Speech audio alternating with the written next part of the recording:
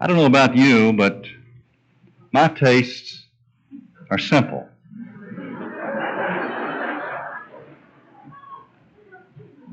I like to have the very best. And I believe that nothing but the very best is good enough for you and for me to experience in our lives right now. If you're settling in your life for second best, that's your will. That is not God's will.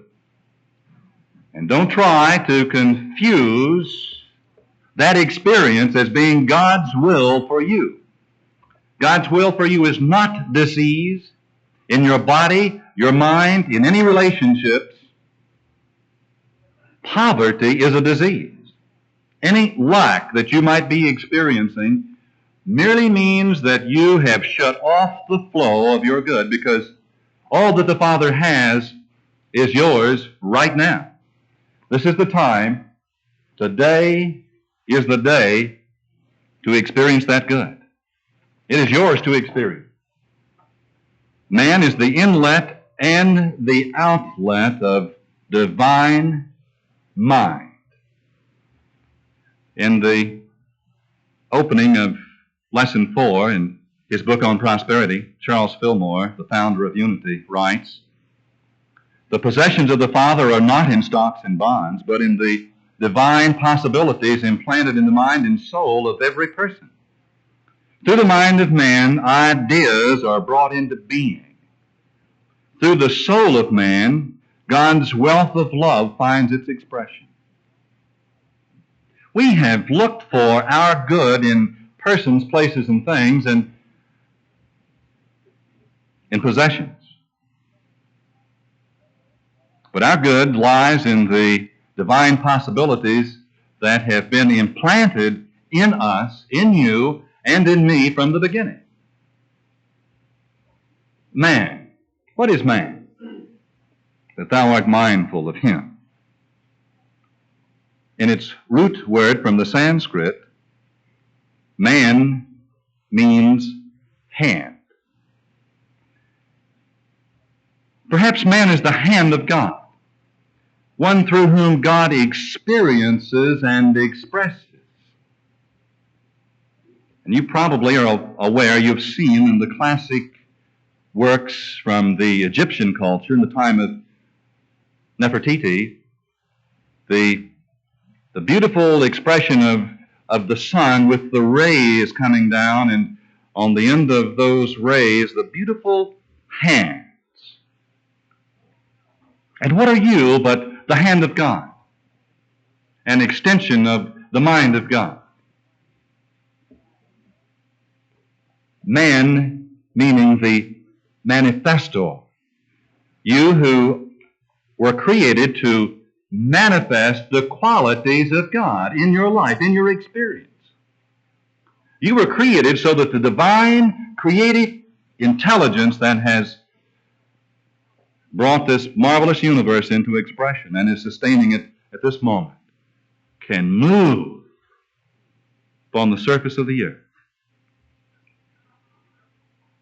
There's no lack in the universe. There's no place in the universe that you can find that all of creation is not there. Charles Fillmore wrote that part of the Lord's Prayer which reads, "Give us this day our daily bread," is more correctly translated, "Give us today the substance of tomorrow's bread." And by prayer, we accumulate in our mind ideas of God as the substance of our supply and support. There's no lack of the substance. But in our mind, we call upon it. We begin to believe in it today, in this moment. And then it manifests. What we have partaken of becomes our expression in a moment yet to come. You see, what we think and feel sets into motion the divine substance, the invisible substance of life that becomes the forms and the shapes and the experiences that we draw to ourselves. Some years ago, I wrote a statement of what I believed my experience to be that day and dated it. And just this past week, I came upon it in a book. I'd like to read it to you because I felt it today, or this week when I found it, and believe it to be the truth about my life at this moment. God is the source of my supply. As long as I relate to the source, I will be prosperous. It's when I turn from God as the source and depend upon people and conditions for my prosperity that I have financial problems. People and conditions are channels of my supply, to be sure, but God is the source. Knowing this, I'm not concerned as the channel changes. You can gather from that the channel was changing at that particular time. As a matter of fact, these changes delight me and inspire me to look to God as the source and to see divine intelligence behind all movement in my life.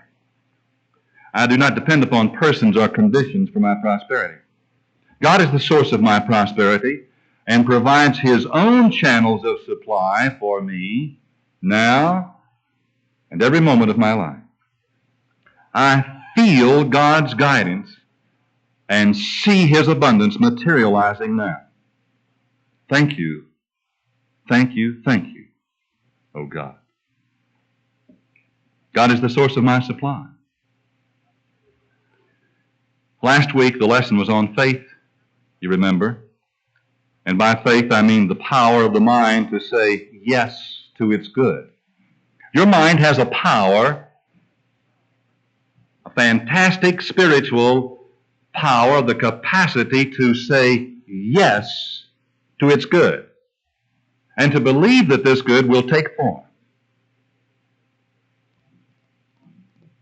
Emmett Fox once wrote, "Have faith in your faith.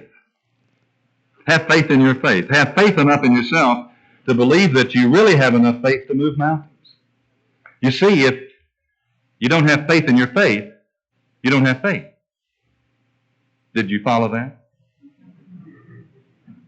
So the faith that you have faith in it. Otherwise, it has no power. Do you believe that your good is coming to you? Do you believe that you are prosperity? When you say, "I am prosperity," do you believe that? Do you have faith that this is your living experience? Then instantly it becomes your experience to the extent that you have faith in it. And if you have faith enough to pray at all, as a matter of fact, if you had faith enough to be here this evening, you have faith enough to change your life drastically and dramatically. And the more faith you have in your faith, the more you will see marvelous experiences happen to you which will increase your faith. And so it works in that manner. Now, faith, however, without action is nothing. When I first heard this, I didn't like it because this was many years ago, because I wanted to sit around and have faith. And as I sat there having faith, I wanted my good to come and knock upon the door and say, "Here am I." It doesn't work quite that way. No. Faith without action is nothing. And in our lesson tonight, we are going into action.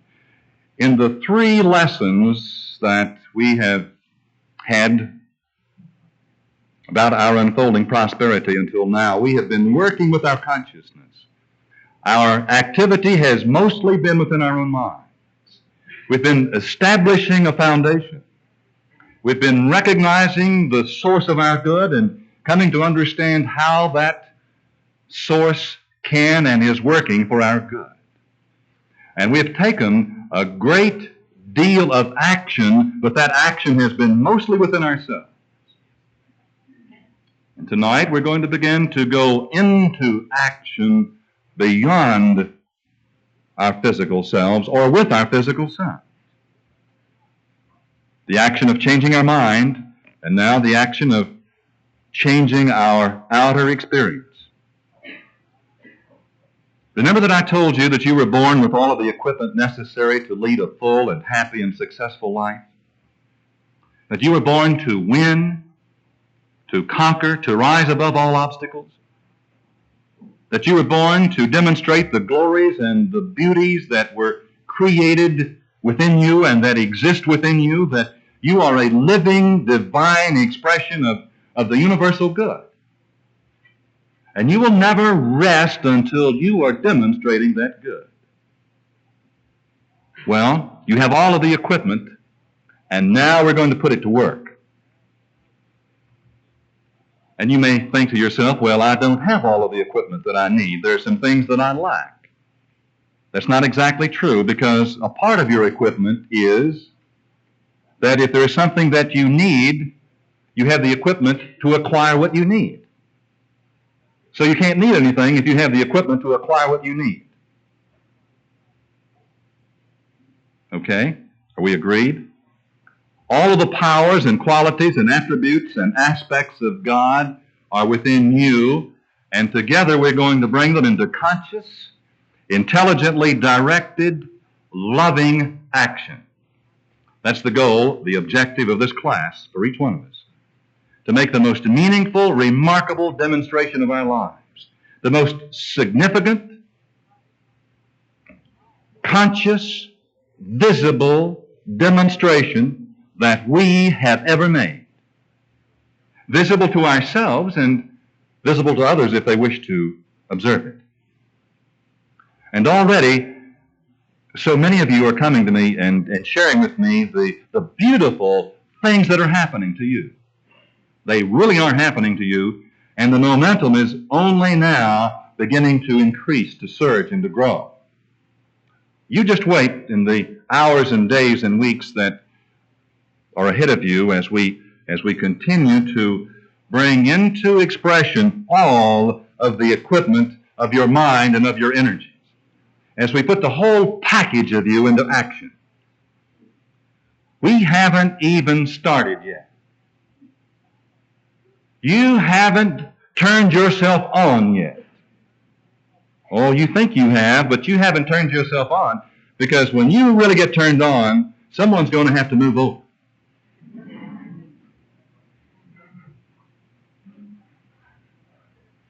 And you're going to be turned on to your own demonstration.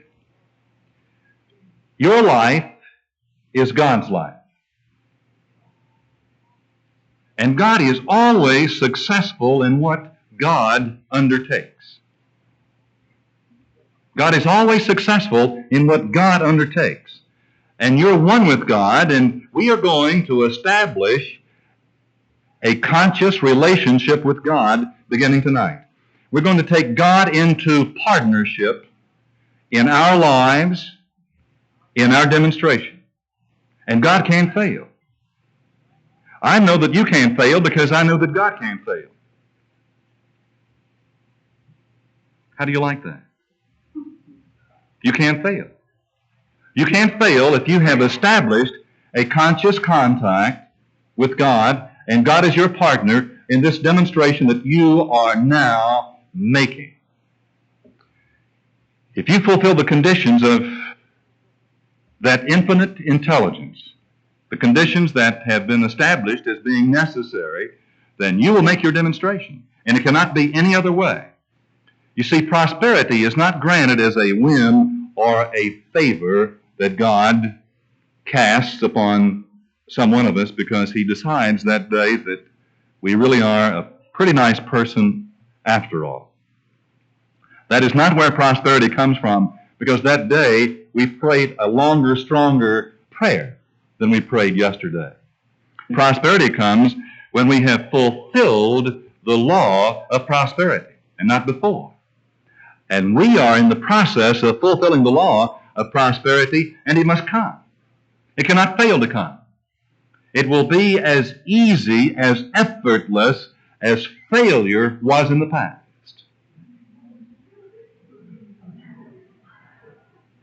Can't be any other way. Because failure was established by the same law turned wrong side out. Remember that Jesus said that he didn't come to set aside the law. Rather, he was the fulfilling of the law. He fulfilled the conditions of the law and had the promised experience. And we are here to fulfill the law of your being. And the law of your being says that you will experience all that the Father has in store for you right now. Today's lesson concerns a great universal principle that must be understood, at least in part, and practiced before prosperity can ever be other than a fleeting thing. And by prosperity, again, I mean the good life. Not just money. We aren't talking about money per se, although I'm quite certain that the good life includes plenty of that divine substance too. We need it. But prosperity means freedom. The freedom for you to be you. The freedom for you to express, to experience, to have meaningful relationships.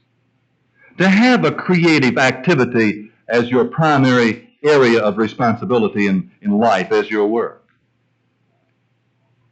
To be fulfilled in all the ways that are natural to men and women who walk upon the face of the earth. The freedom to travel, or to not travel if that's your heart's desire. The freedom to experience what you call good. That's prosperity. And basic to our new prospering life will be this principle that we are becoming aware of tonight. It's the principle of the mastermind consciousness. And from the beginning of time, miracles hardly ever happen without the mastermind consciousness. Now, Jesus was a master at the use of the mastermind. And he taught again and again the necessity of the use of the mastermind. And needless to say, he has been little understood and heeded in his teaching. You'll remember at the beginning of the second chapter of John,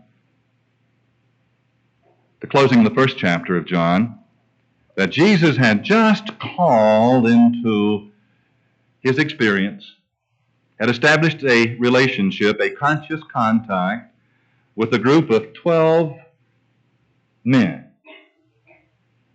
who were selected because of certain qualities or attributes that they seemed to have. And one of those qualities was their willingness to work with him consciously. Now we know that those 12 disciples stand for more than that each disciple stands for a faculty of our mind and of our power, and we're going to be using these mind faculties in our own unfolding prosperity work. But Jesus formed a mastermind group. And a mastermind group means a group that works with the mastermind, the master creative intelligence of the universe. And you will remember that he did not perform a single miracle until shortly after this experience. And he performed this miracle when he had his disciples gathered around him at a feast in Cana of Galilee, where two of ye are gathered together in my name, thinking and feeling. At a feast, he turned the water into wine. Remember that story? They had a problem there. We won't go into the story tonight. But the wine had run out. And he took the substance at hand and changed it into what was necessary. That was a miracle, wasn't it? Well, in your life, has the wine run out? You have the power to take the substance at hand, that which surrounds you as your life and as your living experience, and to convert it into a miraculous experience. You have that power, providing that you establish your own mastermind group. Let me read to you from Hebrews, the 2nd chapter, selected verses there. It deals with this same principle and with our own thinking about these ideas that are coming to us. So we must listen very carefully to the truths we have heard, or we may drift away from them. Has that been your experience? We must listen very carefully to these ideas because you move out into your life and there's a tendency to drift away from them, to lose them. God always has shown us that these messages are true by signs and wonders and various miracles, and by giving certain special abilities from the Holy Spirit to those who believe. Yes, God has assigned such gifts to each of us. And the future world we're talking about, the future good that we're talking about, will not be controlled by angels. No. For in the book of Psalms, David says to God, "What is mere man that you are so concerned about him? And who is this son of man you honor so highly? For though you made him lower than the angels for a little while, now you have crowned him with glory and honor, and you have put him in complete charge of everything there is. Nothing is left out." We have not yet seen all of this take place. For David says in the book of Psalms, "I will talk to my brothers about God, my Father, and together we will sing his praises." At another time he said, "I will put my trust in God along with my brothers."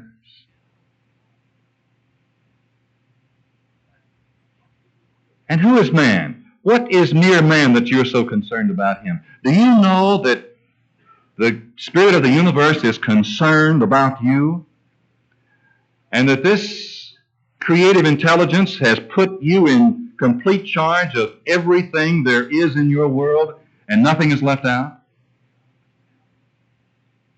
Are you beginning to believe that?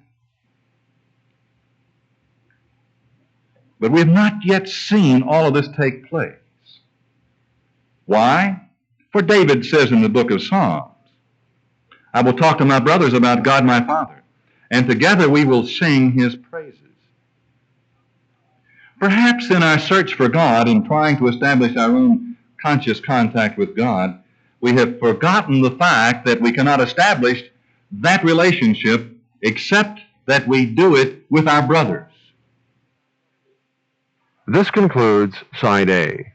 Now, please fast forward to the end and turn the cassette over for the continuation of Prosperity Principles That Work.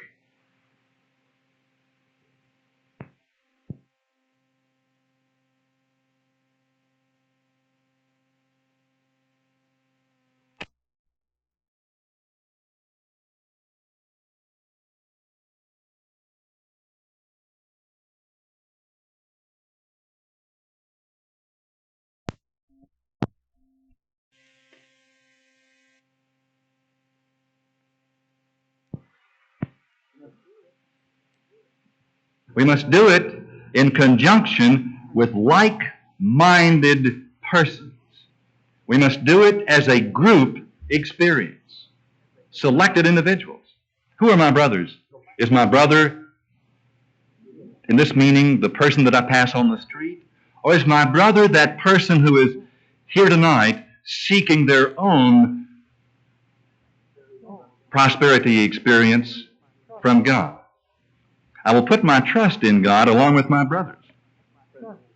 The mastermind principle is beautifully described in the book Think and Grow Rich. And the mastermind principle is both an economic as well as a spiritual principle.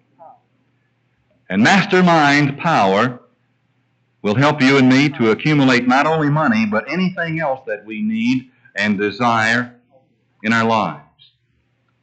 And the mastermind might be defined in this way: coordination of knowledge and effort in a spirit of harmony between two or more people for the attainment of a definite purpose.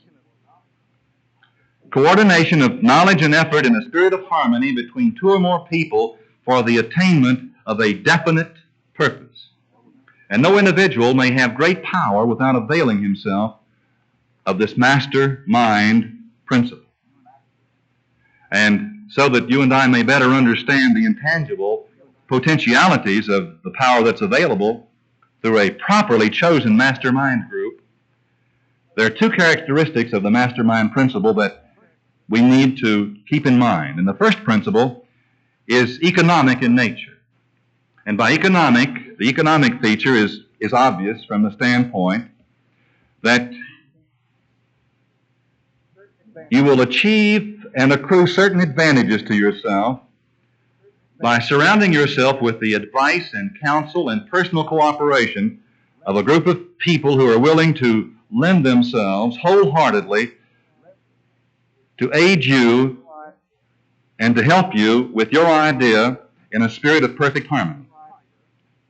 And this type of cooperation has been the basis of nearly every great fortune that has ever been established. Necessary that we understand this. This is the original significance and the continuing significance of boards of directors of large corporations. At their highest function, they are mastermind groups. Now let me ask you about your life. Your life is a business. If you're going to perform successfully in the business of your life, you must have a mastermind group, a group that you have selected along certain ideas with a specific purpose, and the purpose of demonstrating the highest possible success of your business called your life. Now, the spiritual phase of the mastermind principle is much more difficult to comprehend. You may catch a significant suggestion from this statement. No two minds ever come together without thereby creating a third invisible, intangible force which may be likened to a third mind. Wow. When two minds come together, something else comes into play that might be likened to a third mind, except it is much more powerful than the other two. Now, if that's true, think of the tremendous power that exists in this room right now. It is here, now, and would be discernible to certain people walking into this room from the street at this moment. Listen to these words from the 18th chapter of Matthew. Truly I say to you, now here this is the mastermind, that universal, creative, intelligent, all-powerful mind speaking to you.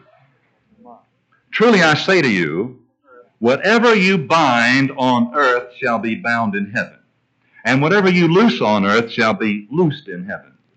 Again I say to you, if two of you agree on earth about anything that you ask, it will be done for you by my Father in heaven. For where two or three are gathered in my name, in my nature, there am I in the midst of them. Where two people agree on a thing, where they bind it in their human minds, it shall be bound in heaven, or that dimension of unlimited power. And whatever you loose on earth shall be loosed in heaven. Now, if we set loose our feeling of failure, our thoughts of lack and failure, then it's loosed in heaven. And when two or three of us are gathered together in the name of power, prosperity, love, with the feeling, the absolute feeling that this is our experience, there is that power in the midst of them. It is a discernible thing. You see, the human mind is a form of energy, spiritual in nature, and when the minds of two people are coordinated in a spirit of harmony, that's the name, in my name, then the spiritual units of energy of each mind form an affinity which constitutes the spiritual phase of the master mind. And it is so believably powerful. It will create, it must create what is bound in the consciousness of that group. Napoleon Hill, who wrote Think and Grow Rich, said, the mastermind principle, or rather the economic feature of that principle, was first called to my attention by Andrew Carnegie. And the discovery of this principle was responsible for the choice of my life's work. And I can tell you that my life's work, the work that I'm in now, unfolded many years ago as the result of coming into an understanding and the utilization of the mastermind principle in my life. Many things began to unfold dramatically as the result of the application of this great law in my experience. As a matter of fact, on 3 different occasions, my life changed. The work that I was doing took an entirely, completely different course. The change of careers on 3 different occasions. And each time, I found myself leaving a former good that at some former time seemed to me to be the ultimate. And then that changed to a greater good, and that changed to a greater good, and here am I in the greater good. And of all men, I believe that I am the most blessed. Now, Mr. Carnegie's mastermind group consisted of a staff of approximately 50 men with whom he surrounded himself for the definite purpose of manufacturing and marketing steel. And he attributed his entire fortune to the power that he accumulated through this mastermind group. And if you'll analyze the record of any person who has accumulated a great fortune, or if you will examine the life of almost anyone that you know who is surrounded by the abundance that you and I, the good life that you and I seek, you will find that they have either consciously or unconsciously used the mastermind principle. Great power can be channeled in no other way. Now let me ask you, do you have any handicaps or limitations? Anything that you believe has separated you from demonstrating your good? Now be careful before you answer, because probably everyone here has believed that they are handicapped in some way. Well, through the mastermind group, you can find a way to overcome each and every handicap that has existed or does exist in your life. As an example, in the world, 3 of the greatest handicaps to prosperity are: 1, poverty;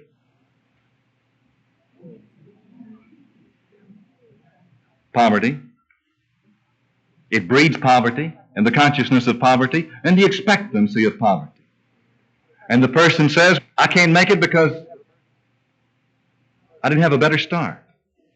Other advantaged people can. So poverty is a handicap. Illiteracy and ignorance. Can you think of 3 greater handicaps than that? Well, through the mastermind principle, you can instantly cut through all of these handicaps or any other personal handicaps that you may actually have or imagine that you have, because any handicap that you think you have, you don't. You only imagine it. You have the power to overcome it, so you really don't have it. An excellent example of someone who did overcome is Henry Ford. It's a well-known fact that within the inconceivably short period of 10 years, Henry Ford mastered these 3 handicaps, and within 25 years, he made himself one of the richest men in America. Now, connect this with the additional knowledge that Mr. Ford's most rapid strides became noticeable from the time he became a personal friend of Thomas A. Edison. And then you'll begin to understand what the influence of one mind upon another mind can accomplish.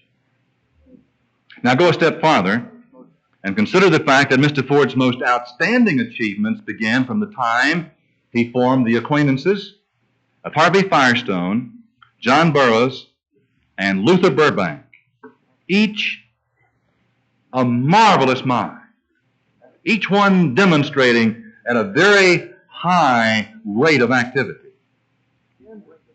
Can you begin to see the tremendous power that can be produced through the friendly alliance of such minds?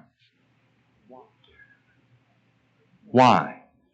Because Men take on the nature and the habits and the power of the thought of those with whom they associate in a spirit of sympathy and harmony. Men take on the nature and the habits and the power of thought of those with whom they associate in a spirit of sympathy and harmony. Think of that tomorrow when the telephone rings and you hear that sad voice on the other end. Men take on the nature and the habits and the power of thought of those with whom they associate in a spirit of sympathy and harmony. And if you will look around your life and find that you have surrounded yourself by people who have a failure consciousness, and you have joined them in a spirit of sympathy and harmony, right in the center of that group will be the biggest loser of all. You. Can you see it? Can you see where so much of the problem has been? You and I must reinforce ourselves with people who believe in the mastermind and with people who are winners. We must join ourselves to winners. It's the only way to win. But something inside says, but I must save the losers. You haven't saved them yet. And if you stay joined to them, they will win because you will lose. Because men take on the nature and the habits and the power of thought of those with whom they associate in the spirit of sympathy and harmony. And through his association with Edison and Burbank and Burroughs and Firestone, Henry Ford added to his own power the sum and substance of the intelligence and the experience and the knowledge and spiritual forces of these fantastic people. And moreover, he appropriated and made use of the mastermind principle through the methods of procedure that were then revealed to him. And this principle is available to you. You're in a mastermind group right now. And each time you come to class on Wednesdays or Sundays or every moment that you immerse yourself in the power consciousness in the fellowship hall, you are in a mastermind consciousness, but that is not enough. It's not personal enough to your needs, and it's not specific enough for your own requirements. And so let's you and I begin now to form our own mastermind group. I think I indicated to you a moment ago that I've been using the mastermind principle for more than 22 years, and there have been times when I've had more than one mastermind group going in my life simultaneously without either group knowing that the other one existed. I suggest we just start with one for the present moment, however. Let me show you as an example how a mastermind relationship can convert total disaster into a beautiful, successful demonstration. Earlier this year, I was in Texas doing a retreat. And a friend of mine came to me after the retreat and told me of the problem that he was having. He had been a part of a deal, as they say in Texas. It was a big deal. It was so big that he had lost $50,000. And he couldn't afford to lose $50,000. As a matter of fact, I don't know anyone that can afford to lose $50,000. And my friend had already lost $50,000 on a deal, and there was no way out of it. And he said, what can I do? And I said, let's change it. Let's form a mastermind group. And we formed a mastermind group. My friend, his wife, and me. And we used the principles that you and I will be learning more about as these classes unfold. We formed the consciousness, and we admitted that we were personally powerless to change the situation, that a failure had occurred, and that it was now going to be changed.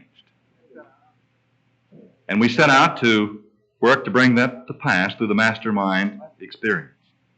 In less than 90 days, through a series of remarkable events that I don't have time to tell you about, but it's a fascinating story, my friend earned in the deal $110,000. It reversed itself in such a remarkable way that it was really a $160,000 reversal. And my friend would have settled for his money back. He earned twice as much plus 10% as he thought he had lost. This could only come to pass through a mastermind consciousness. At this very moment, I am involved with a privileged experience that I cannot tell you about. I can only tell you that through a mastermind group that I'm working with, there's a marvelous unfolding that is already taking shape and form that is a multi-million-dollar experience. And it will come to pass. Do you believe that? It will come to pass. It will come to pass through people from God, the mastermind presence. Yesterday at breakfast, I was a part of a mastermind experience with 3 other people that are here tonight. And the power that was generated in the consciousness of that group at one point seemed to be strong enough to lift the dishes right off the table and absolutely guaranteed the perfect unfolding in the lives of each of those people that were a part of that group. How would you like to be a part of such a group? Would you like to be? Well, you must form your own. You must establish your own mastermind group. And where will you find these people? Someone asked me that this afternoon. Where can you find such marvelous people? Well, look around you. Now, the nature of a mastermind group is established in the scriptures that I read to you earlier. First of all, they must come together in a spirit of love and harmony in my name. In my nature, says the mastermind. They must come together with the idea that each is working together for the good of all. In the nature of the solution rather than of the problem. The putting aside of the problem. Now remember that this is not, you're not forming a group of 2 or more people.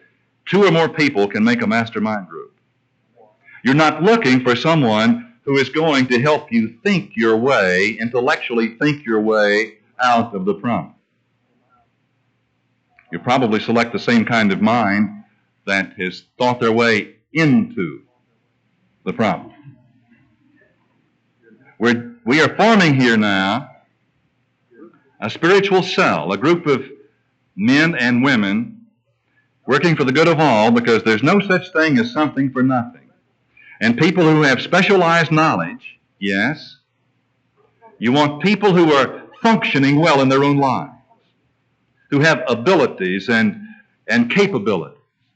You want a winner and another winner. Obviously, someone who is demonstrating, who is practicing these principles in his own situation.